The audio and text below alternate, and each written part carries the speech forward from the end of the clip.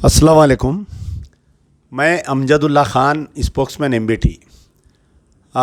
मेरे साथ ये जो ख़वातीन लेडी बैठे हुए हैं और इनके बच्चे हैं। ये जैसा कि आप लोग जानते हैं कि हमारे हैदराबाद का एक बहुत ही मशहूर केस हुआ था कुछ दिन पहले।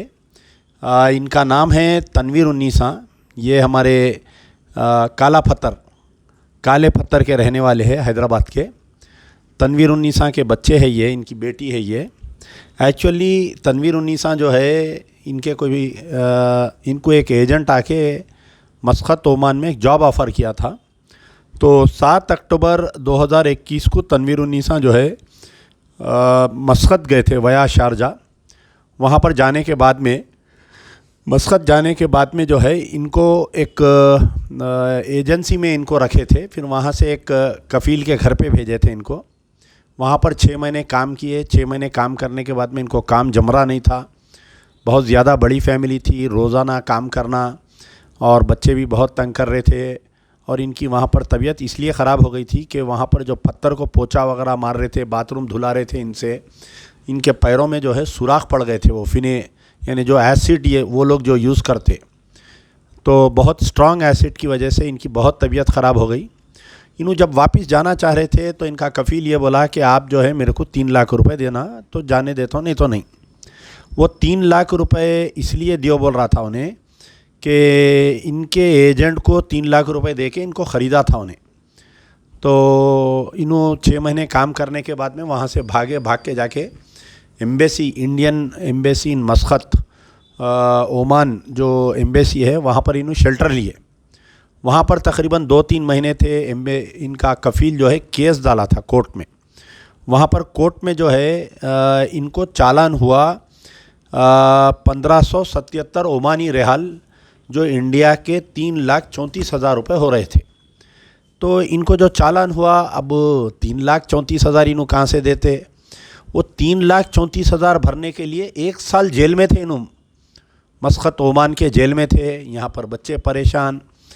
तो मेरे पास कुछ दिन पहले इनके एक पड़ोसी लेकर आए थे बच्चों को, मासूम बच्चों को हम नुमाइंदगी करें। बहरहाल तकरीबन 1 महीने 1.5 महीने तक मुसलसल नुमाइंदगी होते रही।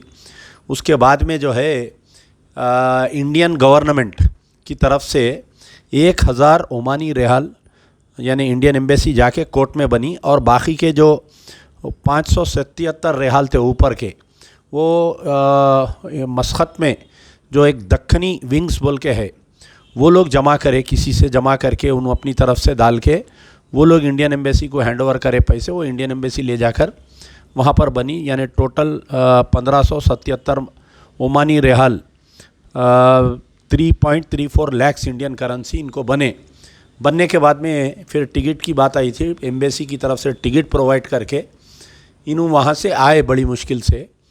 तो बहरहाल अल्लाह का सबसे बड़ा शुक्र है कि हमारी नुमाइंदगी पर जो है इंडियन गवर्नमेंट और इंडियन एम्बेसी 1,000 रियाल बनी। और मैं तहे दिल से जो दक्खनी विंग है उनके तमाम अरकान का मैं शुक्रिया अदा करता हूँ कि ये लोग जो है एक हैदराबाद की एक बहन जो वहाँ पर फंसी हुई थी, उनके लिए इतनी मेहनत किए, पैरवी किए, और बारहा मेरे से भी रब्त में थे वो लोग। बड़ी यानी बहुत ही ज़िम्मेदारी का काम करे। 600 रियाल जहाँ 700 रियाल के क़रीब में उनको भी ख़र्चा आया। फिर जेल से निकाल के इनको कोर्ट को ले गए, फिर कोर्ट से फिर इनको इंडियन एम्बेसी को लाए। बहुत सारी मेहनत करे, उसके बाद में इन्हें यहाँ पर रेस्क्यू होके आए। बहरहाल अल्लाह का फ़ज़ल है। तो एक्चुअली क्या हुआ था, आप कब गए थे? आप मैं जोर से बात करें। 2021 में मैं ओमान गई थी। अक्टूबर 2021 में आप मस्कत ओमान के लिए ओमान गई थी। नहीं, क्या बोल के लेके गया था एजेंट आपको? आप कफील के घर पे काम करने जा रहे हैं बोल के। हाँ। डायरेक्ट। फिर क्या हुआ वहाँ पर जाने के बाद में? क्या हुआ आपको? मैडम ज़्यादाती कर रहे थे मेरे साथ। क्या ज़्यादती कर रहे थे? ज़्यादा काम लगा रहे थे। कुछ केमिकल की वजह से मेरी ज़्यादा तबीयत ख़राब हो रही थी। कुछ पैरों में सुराखा पड़ गए थे ना जी आपके? जी हाँ, हाथों और पैरों में ज़्यादा प्रॉब्लम हो रहा था मेरे को। फिर उसकी वजह से मैं बोली कफील को मैं जाना चाह रही हूँ। तो उन्होंने बोले नहीं, अगर आप जाना चाह रहे हैं तो मेरे को इंडिया के 3 लाख 3.5 लाख देना और चले जाना आप। तो मैं वो लोग ने बोलने के बाद में वो लोग और ज़्यादती मेरे साथ करने लगे। उसके बाद में मैं निकल के मैडम को और कफील को बोल दे के मैं इंडियन एम्बेसी चले गई। इंडियन एम्बेसी जाने के बाद में वो लोग मेरे को वहाँ पे रख के मेरे कफील से बात करे, लेकिन फिर भी मेरा कफील नहीं मान रहा था। जब तक पैसे नहीं दिए तब तक नहीं जाना। वहाँ रखे, उसके बाद में आपको इंडियन एम्बेसी में कितने दिन थे आप? तकरीबन 3-4 महीने थे शायद वहाँ पर। जी 4 महीने। तो ये कहाँ वो मस्कत की पुलिस आके आपको इंडियन एम्बेसी से जेल को लेके गई? जी हाँ। जेल में कितने दिन थे आप टोटल? 1 साल। 1 साल थी मैं जेल में। तो आपको भरोसा था वापिस आती हूँ बोल के? जी नहीं, भरोसा नहीं हो रहा था मेरे को। आप लोग हेल्प करें, आप लोग का बहुत बहुत शुक्रिया। नहीं, जो इंडियन गवर्नमेंट और इंडियन एम्बेसी हेल्प करी और जो दक्कनी विंग्स वाले हेल्प करे उनका शुक्रिया अदा करो माँ। जी हाँ, उन लोग का भी बहुत बहुत शुक्रिया। नाम आपको याद है ना वो दक्कनी विंग वालों के? क्या नाम है बोलिए? राजेंद्र सर है और इब्राहिम सर, उदया मैडम एम्बेसी के, जी। ये लोग सब में शफी। वो आप जो है अगर अब आपको ऑफर आया तो फिर जाते आप कहीं भी बात काम करने? जी नहीं। क्या वजह, कहीं को नहीं जाते? जी नहीं, अभी नहीं जाऊंगी मैं मेरे छोटे छोटे बच्चों को छोड़ के। अब वो जो लोग जा रहे हैं, ये जो एजेंटों के बातों में आके जा रहे हैं, उनके लिए क्या बोलना चाह रहे हैं आप? कोई भी ऐसी गलती नहीं करना चाहिए। कोई भी ऐसी गलती नहीं करना चाहिए। कितना भी अच्छा ऑफर आया, नहीं जाना चाहिए। ठीक है। बहरहाल देखिए, मैं बारहा ये मुसलसिल जो है ये जो लेडीज़ टकअप लेडीज़ है, जो खदामा का एजेंट्स जो है, ये लोगों को बहुत सारे वादे करते हैं। ये क्या होता है, एक बहुत बड़ा ट्रैप है ये कि इन एजेंट्स कई कोशिश करते हैं इनको। पहले तो बोलते हैं कि आपको हम ब्यूटिशियन का काम लेते हैं, फिर बोलते हैं कि हम आपको नर्स का, वार्ड बॉय का काम लेके, बहरहाल अल्टीमेट क्या है, ये लोग खदामा बन जाते हैं, यानी हाउसमेट।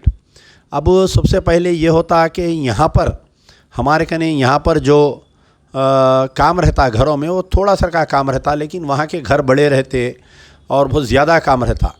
जो भी खदामा जॉब पे जा रहे हैं, ये समझो कि एजेंट को कफ़ील से 2 लाख रुपए मिलते। उन्हें क्या करता है, एक 10-15 हज़ार रुपये में वीज़ा निकालता, एक 20 हज़ार का टिकट लगाता, यानी एक 50 हज़ार रुपये ख़र्चा करता, 1.5 लाख रुपये खा लेता उन्हें। अब ये लोग वहाँ पर जाने के बाद में वापस आना चाहते तो कफ़ील बोलता पैसे दियो वापस जाओ, नहीं तो औरत दियो। तो इसमें अगर ये लोग भाग जाते घर से निकल के, कफ़ील क्या करता, चोरी का केस डाल देता उनके ऊपर।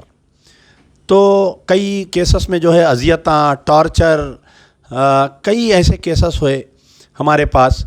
मैं तकरीबन मुसलसिल 7-8 साल से हम इस इशू पे काम कर रहे हैं, लेकिन अफसोस का मुकाम ये है कि ये लोगों का जाना नहीं रुक रहा। ये लॉकडाउन के बाद में तो और बढ़ गया है जाना, 30-30, 40-40 औरतें जाना स्टार्ट करे। आज भी आप जाके देखिए हैदराबाद एयरपोर्ट पे, जबकि खदामा वीज़ा बैन है, तो ये कुछ इमिग्रेशन के ऑफिसर्स भी इसमें मिले हुए रहते, एक बड़ा स्कैंडल रहता है ये। तो ये लोग जाते वहाँ पर। तो खैर हमारे से जितना हो सकता हम कोशिश कर रहे हैं, ऐसे अवेयरनेस वीडियोस बनाते हम कि लोगों में अवेयरनेस आए बोल के। लेकिन ख़ास तौर पर और कई ऐसे केसेस है कि जो शादीशुदा औरतें हैं, मर्द के ना बोलने के बावजूद भी वो लोग जा रही, नहीं हम जाते सो जाते बोल के। जब भी लोग आते तो मैं सबसे पहले उनके, अगर मर्द हजरात है तो मैं उनसे पूछता हूँ कि भाई आप कैसा इजाज़त दिए, कि भाई हमारी नहीं सुन रहे थे चले गए। कोई बेवा है तो वो लोग जो है उनकी वालिदा की नहीं सुनते, नहीं मैं जाती हूँ, 1-4 महीने काम करके आती हूँ, 1 साल काम करके आती हूँ। तो बहरहाल वहाँ पर जो है, आप कहीं भी गल्फ़ में बोलिए, कुवैत बोलिए, सऊदी अरब बोलिए, मस्कत ओमान बोलिए, दोहा क़तर बोलिए, आप दुबई में बोलिए, कहीं पर भी हाउसमेट का जॉब बैन है इंडिया से। लेकिन ये लोग क्या करते, विज़िट वीज़े पे लेके जाके वहाँ पर वीज़ा चेंज करते, और एक बार अगर वीज़ा चेंज हो गया तो फिर समझो आप 2 साल तक आ नहीं सकते। 2 साल के बाद में उन्हें क्या करता, और एक्सटेंशन पूछता उन्हें आप। तो बहरहाल ये इतने मुश्किल और इतने, अब बाज़ मुकामात पे तो ऐसा रहता है कि अगर कोई मर भी गए वहाँ पर तो हम उनकी बॉडी नहीं ला सकते, हम उनकी लाश नहीं ला सकते यहाँ पर। तो इतना अवेयरनेस क्रिएट करने के बावजूद भी वही हाल है, जाना तो रुक रहा नहीं। तो बहरहाल हम ये फिर वीडियो बनाने का मकसद ये है कि जो लोग ख्वाहिशमंद है बाहर जाने का, जिनको एजेंट, ट्रैवल लोकल एजेंट वादे कर रही कि आपको इतनी सैलरी मिलती, उतनी सैलरी मिलती है, सब फालतू बातें हैं। यहीं 2-4 घर में काम कर लो, यहाँ पर ही 4 पैसे कमा सकते। शुक्रिया। यार जिंदा सोबत बाकी।